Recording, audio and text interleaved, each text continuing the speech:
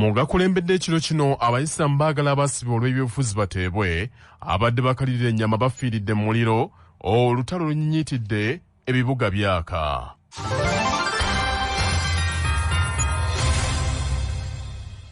Essaawa ziweze 3 ez'ekiro musibye mutano bannaffe abatuuliriza amawulire gaagano ku CBS FM ey'obujjajja. Nze Katabira Daniel omuzzukulu wa Mbaziira. Jjajja w'Obuyisiraamu Omulangira Alhaji Dr. Kasimu Nakibinge Kakungulu asabye gavumenti mu bwangu ddala eyimbula abantu abali mu makomera abaakwatibwa olw'ebyobufuzi, naddala nga bwe kiri nti Pulezidenti Yoweri Museveni yamaze dda okukwata ekisanja kye ekirala eky'emyaka 5. Dr. Kasimu Nakibinge Kakungulu bino bibadde mu bubaka bwe eri Abayisiraamu abakuŋŋaanidde Kasozi ekibuli okusala Eid al-Fitri.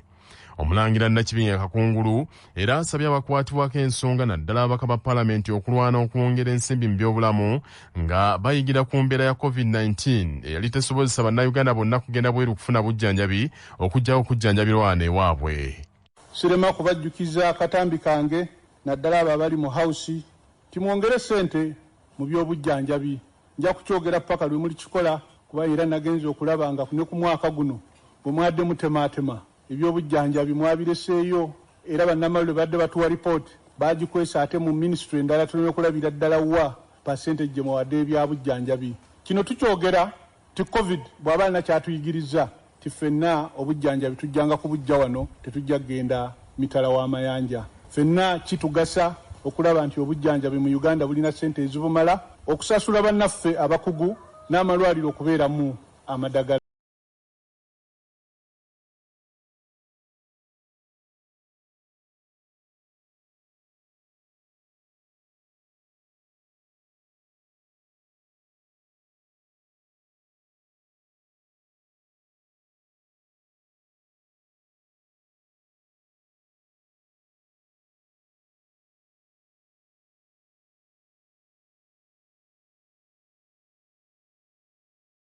Ku nkola y'emirimu ne tekinologiya mu Bwakabaka Oweekitiibwa Alhaji Dr. Twaha Kaawaase Kigongo akubiriza abantu bonna okussa mu nkola obubaka bw'empologoma ya Buganda bwe yaweereza ku Eid al-Fitri, era ajjukizza ne gavumenti empya okulwana okusasula Buganda ensimbi ze babanja Obwakabaka busobole okudduukirira abantu baabwo. Abantu ba Beene nsaba mwefumitirize nnyo ku bubaka Ssaabasajja Kabaka bwe yatuwadde, naddala abali mu buvunaanyizibwa ng'olina obuvunaanyizibwa bwonna. Obubaka obwabaddemu gye muli nga bugamba nti tube nga tulumirirwa abantu bonna, tuleke kuba nti twerowoozaako ffekka ng'abakulembeze. Obeera omukulembeze, obeera muntu wa bonna, n'olema kwekkusa wekka oba kukkusaawo bokka abakuliyo okumpi. Obubaka obwabadde bulungi nnyo era tusaba abakulembeze bonna ku mitendera gyonna babe nga babuteeka mu nkola. Tuyozaayoza era nitukulisa omukulembeze w'eggwanga atandise kisanja kye ekyaleero olwaleero luno, ng'era tumugamba naffe nti kati abantu bonna oba baamuwa obululu oba tebaamuwa bululu, bantu be bonna abayise kyekimu, akolere abantu nga bwe bamuwadde obwesiga nti omukulembeze abeera omu, era tujja kusimba emabega we tenga n'abaatuukiriza ebyo twetwagala ng'abantu ffenna. Ng'Obwakabaka bwa Buganda ebyaffe bye twagala abimanyi bulungi nnyo, era ebyo bulijjo tubimujjukiza. Naye ensangi zino ekikulu ennyo kye tumugamba nti afeeyo nnyo okulaba nti ensimbi zaffe ze tubanja empitirivu wanana zibeere nnyo ku mwanjo, kisobozese okutuukiriza abantu bye baagala. Abantu ba Uganda n'Abaganda bye basinga okwetaaga baagala byanjigiriza, bya bulamu, byagala pulaani zibajja mu bwavu, ekitasobola bituukako ng'ate tulina nsimbi zaffe. Akolanga Supreme Mufti wa Uganda Sheikh Muhammadu Kibaata asabye gavumenti empya eyakomyewo mu buyinza okumala emyaka 5 obutafaanagana na gavumenti enkadde eyalemererwa okukuuma abantu n'ebyabwe. Mu kukosebwa okungi ennyo njagala kutwala mukisa guno kusaba gavumenti yazzeeko ereme kufaanagana yavuddeko.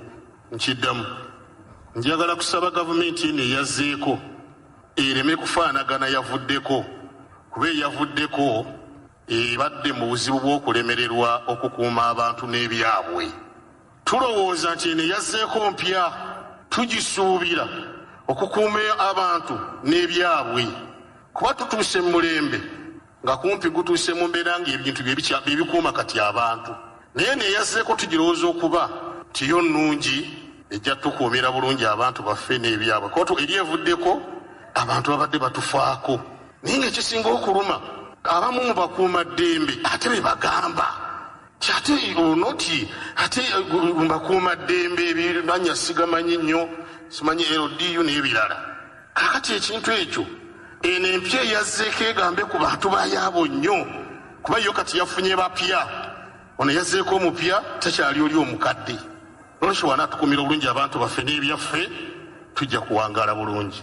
Akulembeddemu okusaala n'okusoma kutuba Dr. Hafiz Walusimbi asabye gavumenti okukomya omuze ogw'okuwa abantu emmundu abatamanyi kuzikozesa.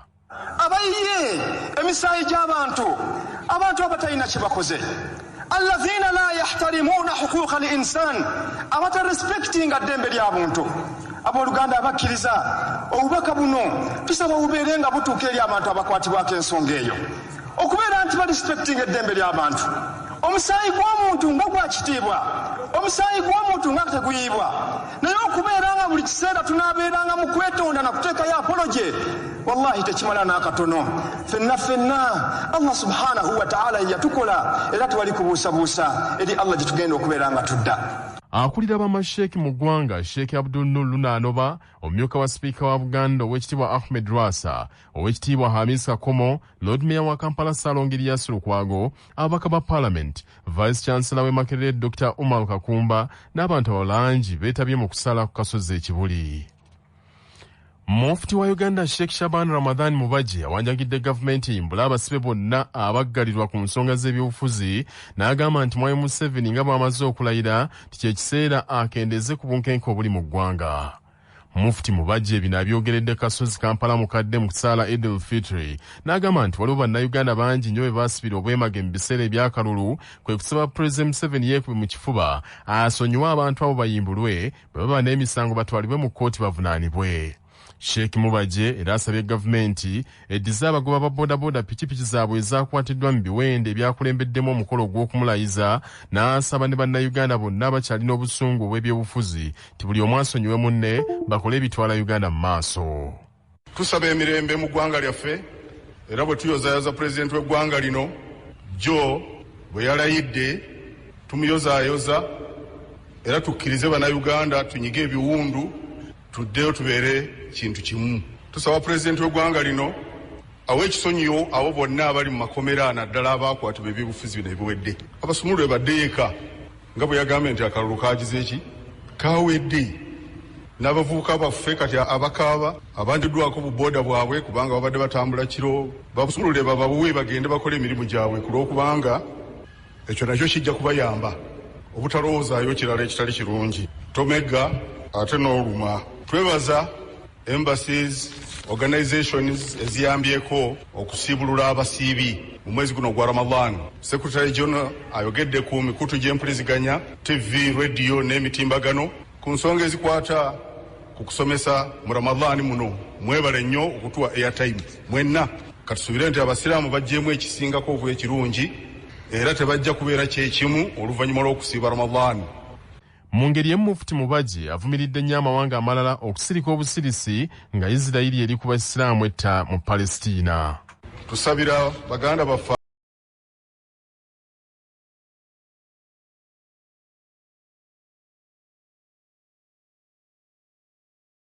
abasaasire. Baganda baffe Abapalesitayini bwe twogerera basuulibwako bbomu ez'Abayisirayiri buli lunaku. Abantu abasukka mu 7 bafudde n'ekiro kyonna basuze nga bali basuulibwako bbomu. Ekikolwa kivumirirwa. Tusaba amawanga g'Abasiraamu n'Abawarabu muveeyo na buli mawanga gonna agalumirwa emirembe gavumire ekikolwa ekyo. Bannaffe basiiba naye ate bwe babayiwa omusaayi gwabwe. Okusaala Eid al-Fitr kasozi Kampala mukadde kutambulidde mu nkola y'ekinnassaayansi okubala okusaasaanya ekirwadde kya COVID-19 era abaddu ba Allah abataatutte emisaalo gyabwe ku bwabwe tebakkiriziddwa kwetaba mu kusaala kuno kyokka abakkiriza ku luno babadde banjika okusinga ab'omwaka oguwedde. Omukulu w'ettwale lya Masaka City Sheikh Twaha Bugembe awanjagidde gavumenti yambe ekendeeze ku bisale by'amafuta ebyewanise ennyo. Sheikh Bugembe asinzidde mu kusala Idi ku muzikiti omukulu e Masaka n'ategeeza nti ebbeeyi y'amafuta okwekanama bwe yeegasseeko ebiragiro n'obukwakkulizo bungi obwassibwawo mu kwerinda ekirwadde kya COVID-19 okutwalira awamu bibanyize nnyo mu mwezi omutukuvu ogwa Ramadan. Ebbeeyi y'amafuta yatandika okwekanama mu mwezi ogwo oguwedde, liita n'etuuka okugula ssingi 4,200 okuva ku 36,000 z'ebadde egula. Ebbeeyi yatandiikiriza okulinnya kuva gavumenti erangirira nti egenda kwongerako siringi 10 ku buli liita ya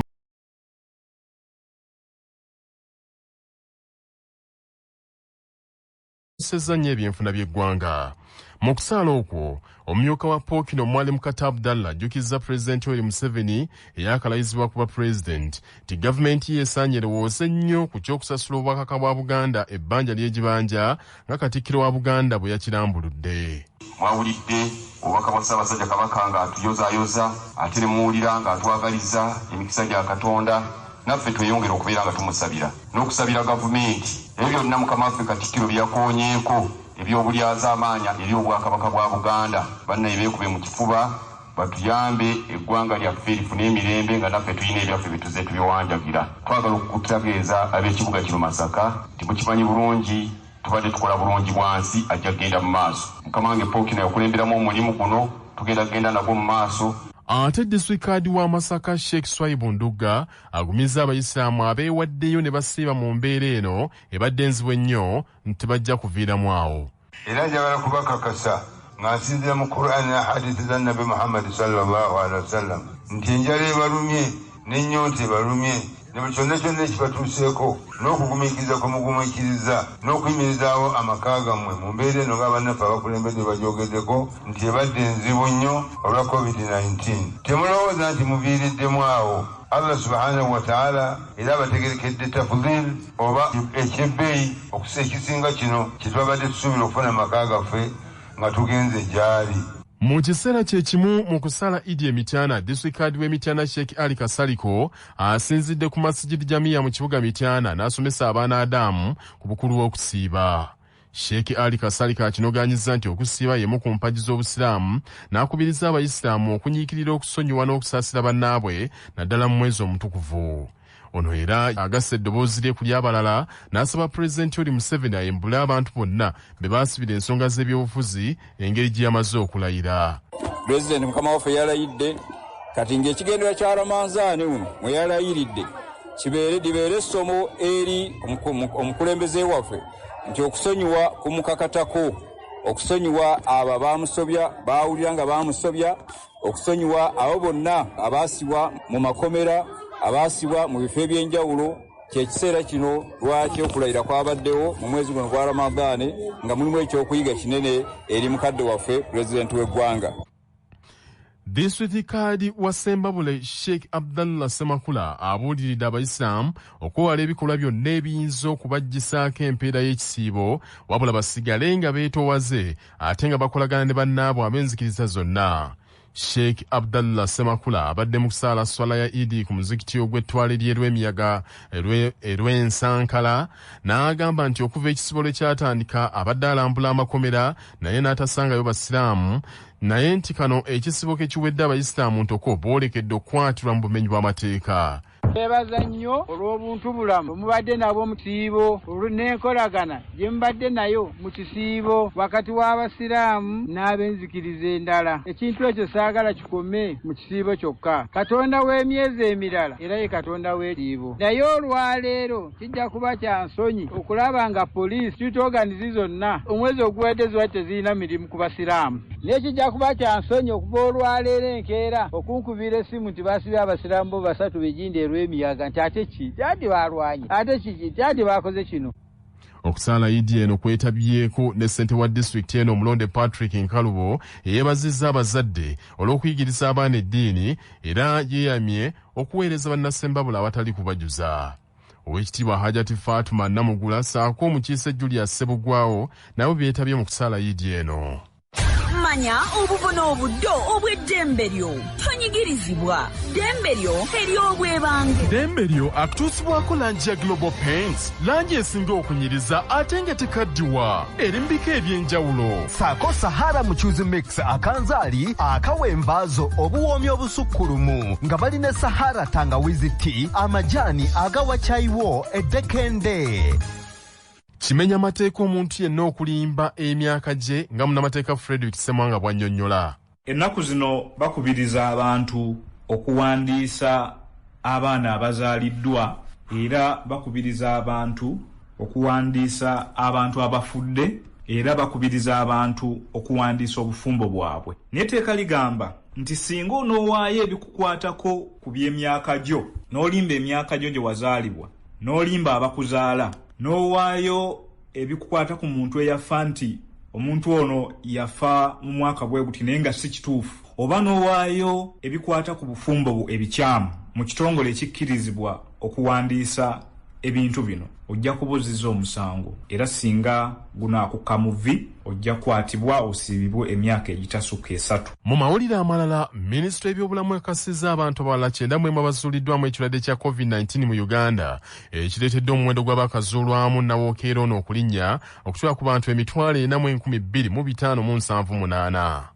Bano 9 be bamu ku bantu 5,231 abakebereddwa olunaku lw'eggulo nga ku bo 40 basangiddwa mu Kampala, Amulu bajjeyo 21, Ajumani 8, Gulu 6, Wakiso 5, Luweero 4, Oyamu 2, Padel Kabera Maido, Tororo, Lamu ne Moyo bajjeyo 1. Minisitule y'ebyobulamu egamba nti abantu abakajjanjabibwa ne basuuka ekirwadde kino baweze 4,1971 so nga abakafa bali 346. Dr. Henry Mwebesa atwala ebyobulamu eby'ekikugu mu minisitule y'ebyobulamu agambye nti omuwendo gw'abalwadde mu malwaliro gulinnye okutuuka ku bantu 84 so nga abalala bakyajjanjabirwa waka. Abantu abakagemebwa COVID-19 mu Uganda baweze 41,854 bukyanteekateeka n'etandikibwako mu mwezi ogwokusatu nga 10 omwaka guno. Ebyo nga biri bityo Ssaabalungamya wa gavumenti mu by'amateeka awabudde minisitule ya gavumenti ez'ebitundu eddemu yeetegereza ennaku ez'okukyusizaako obukulembeze bwa gavumenti ez'ebitundu n'alungamya nkirinda kukolebwa mu bbanga lya wiiki emu ng'ekisanja kya gavumenti ez'ebitundu kiweddeko. Ekisanja kya gavumenti kyaweddeko ng'ennaku z'omwezi 12 Maayi okuva omukulembeze w'eggwanga lwe yalayiziddwa. Minisitule ya gavumenti ez'ebitundu ng'ennaku z'omwezi 3 omwezi guno yawandiikira bakaawo oba bakulira abakozi mu disitulikiti okuteekateeka okulondesa basipiika ba disitulikiti ne munisipaali wakati w'ennaku z'omwezi 24 nga 28 omwezi guno. Oluvannyuma lw'okulonda kuno ssentebe wa disitulikiti alina okulangirira akakiiko akamanyiddwa nga Executive Committee akayambako okuddukanya emirimu gya disitulikiti n'okulondoola ebikolebwa. Ssentebe wa disitulikiti y'e Busiro omulonde Wasike Stephen Mugeni yawandiikira Solicitor General ng'asaba abalambike ku lunaku olwalangirirwa kaawo wa disitulikiti y'e Busiro nga 25 omwezi guno nti bamemba ba District Executive Committee lwe balina okuweerayo ofiisi eri obukulembeze obuggya. Wabula Solicitor General agambye nti obukiiko bwa District Executive Committee bulina okulondebwa mu bbanga lya ssabbiiti emu yokka oluvannyuma lw'ekisanja okuggwako. Paulo Okering omukulu mu ofiisi ya Ssaabalungamya w'amateeka mu kiwandiiko kyaweerezzaako kopi eri omutesitesi omukulu minisitule ya gavumenti ez'ebitundu awabudde minisitule n'eddemu buto erambike kukyusa obukulembeze bwa District Executive Committee kulemberwa ssentebe wa disitulikiti kukolebwe wakati w'ennaku z'omwezi 12 nenga 19 omwezi guno obutasukkawo. Paul Okering akinogaanyiza nti etteeka lya gavumenti ez'ebitundu liragira nti oluvannyuma lw'ekisanja okuggwako okukyusa obukulembeze mu gavumenti ez'ebitundu kulina kukolebwa mu bbanga lya ssabbiiti emu obutasukkawo. Poliisi mu kibuga Jjinja ezudde emirambo gy'abaana 2 abafiiridde mu nnyumba nga kiteeberezebwa nti baafudde ekiziriro oluvannyuma lw'okusuza essigiri mu nnyumba nga bakalirira ennyama ya Idi ne jjajjaabwe. Abafudde kuliko omwana Highlight Nakiyembo w'emyaka 4 ne Namugumya Rahmat w'emyaka 14. Kigambibwa nti abaana bano babadde ne jjajjaabwe Afuera ne beesibira mu nju akawungeezi k'eggulo nga bakalirira ennyama naye ab'omuliraano bwe ziweze essaawa 3 ez'enkyaleero nga bano tebanneggulira beekengedde bwe batyo ne batemya ku poliisi. Poliisi ebyayo ebinnyise mu nsuwa era olutuuse enzigi esambye ensambe okutuuka munda jjajja bamusanze ali awo azirise tamanyi na biri ku nsi ate nga bazzukulu be basizza dda ogw'enkomerero. Bw'atyo omukadde alitubeera bamuddusizza mu ddwaliro na buli kati gy'akyajjanjabirwa. Juma Musonge omu ku balirwana agambye nti omukadde alitubeera bamumanyi mu kitundu ekyo nti musiraamu atagwa swala naye ekibabuuseeko okumulaba nga takedde bweru nga bw'akitera okubeera ate ne ku lunaku olwa Yidi kwe kwanguwa okutemya ku poliisi. Amawulire g'ebyemizannyo mu mawulire gaffe agacya Basafama gakutuusibwako Daps Distribution Company Limited abakuleetera eddagala Weed Solution eritta olumbugu, ebisagazi n'ebika by'omuddo ebirala bingi. Basange ku Container Village Farmers Mall mu maaso ga Equity Bank nga bali wamu ne pikipiki TVS 125 eyajja okugobako obwavu. Kati nno gyeyune okuva mu Yuvraj ebbanda. Mu by'emizannyo ttiimu y'eggwanga ey'omupiira ogw'ebigere eguzannyira mu musenyu ogwa beach soccer eya Uganda Sand Cranes eyongedde amaanyi mu kutendekebwa nga yeteekera empaka eza Beach Soccer Africa Cup of Nations ezinaabeera e Senegal okuva ng'ennaku z'omwezi 23 okutuuka nga 29 omwezi guno ogwokutaano. Ttiimu eno eri mu nkambi ya Fufa Technical Center enjeru n'abazannyi 16 omutendesi ye Salim Muwonge era abazannyi Abayisiraamu Idi El Fitri bagikwatidde mu kifo kino era ttiimu etendekeddwa omulundi gumu. Omutendesi wa ttiimu eno Salim Muwonge asuubirwa okulangirira ttiimu ey'enkomeredde y'abazannyi 12 nga yakusitula okugenda e Senegal ng'ennaku z'omwezi 18 omwezi guno. Uganda mu mpaka zino yateekebwa mu kibinja ana abateesiteesi aba Senegal, Tanzania ne DR Congo ng'empaka zino za mulundi gwakuna nga ziteekebwa era Uganda ezeetabamu ku mulundi gusooka. Nga tugenda mu gebweru sooka ojjukire bino nga bikutuusibwako Yugachi Poultry Breeders abalina emmere y'enkoko ey'omulembe ezikuza obulungi. Olwaleero ennaku z'omwezi 13 omwezi ogwokutaano Omuganda gwayita muzigo omwaka 2021 bwe lwali bwe luti mu 1981 ensi yonna yagwamu ensisi omutemu bwe yasoberera omutukuvu Paapa Yohana Paulo II n'amusindirira ebyasi. Paapa yali Roma mu kibangirizi kya St. Peter's Square aba ayita mubakkiriza nga bw'abawuubirako mu kamotoka akabikkule waggulu omutemu eyamanyika nga Mehemet Ali kwe kumusindirira ebyasi bina, bibiri byamukwasa mu lubuto, ekimu kyamukwasa mukono ogwa ddyo, ekirala kyakwasa kagalo ka nnaswi. Oluvannyuma lwa wiiki 2 Paapa yasibulwa mu ddwaliro kyokka newankubadde yali mukosefu yasigala aweereza era mu myaka 10 yatalaaga ensi 50. Ye omutemu Mehemet Ali yamusonyiwa yamulambulako ne mu kkomera gye yali era mu mwaka ogw'2000 gavumenti ya Italy yamuddiramu n'emuyimbula kyokka bwe yatuuka ewaabwe Butuluuki yaddamu n'akwatibwa. Omutuukirivu Paapa Yohana Paulo II yafanga ennaku z'omwezi 2 omwezi gwali gwa Apuli omwaka 2005. Amawulire okuva ebweru w'eggwanga nga gakutuusibwako seminti atawunyikamu mu kusiba tayiro ne ziwangaala Super Bond Tile Adhesive akolebwa Caro Adhesive Works Limited ng'asangibwa mu hardware zonna nga bali wamu ne Miles Funeral Services ku Kabusu Road okumpi ne Mona Lisa abakola enteekateeka ey'omulembe ey'okuwerekera omwagalwa we akuvudde ku maaso n'aziikibwa mu kitiibwa. Ebweru w'eggwanga mu kyondo kya Bwalabu Idil Fitri tebagiridde mirembe olw'olutalo kakuusa oluyinda wakati w'ab'omuliraana abatalima kambugwa Abayisirayiri n'Abapalestina. Emmundu etokota butaddiriza mu luwannanda lw'e Gaza ng'enjuyi zombiriri zeesomye, Isirayiri ewandagaza bbomu ku bibuga by'Abapalestina so nga ne ku ludda lw'Abapalestina abalwanyi ab'ekibiina kya Hamas tebatudde nabo bawulugumya ebikompola ku nfo za Isirayiri.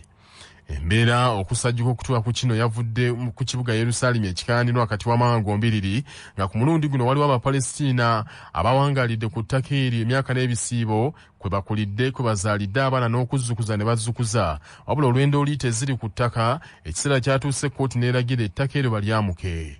Abapalestina bangi ddala abawangaalira mu bitundu eby'obuvanjuba bw'ekibuga ekyo Yerusaalemi bwe baawulidde kino baagambye nti kakubye luno nti lukwe Isirayiri lwekoze okubatwalako ekibuga ekyo era batandikiddewo okwekalakaasa ne balwanagana ne poliisi embeera n'ejjanga esajjuka okutuuka ku bbalaza lwe yafuukidde eddala eyaddukadduka.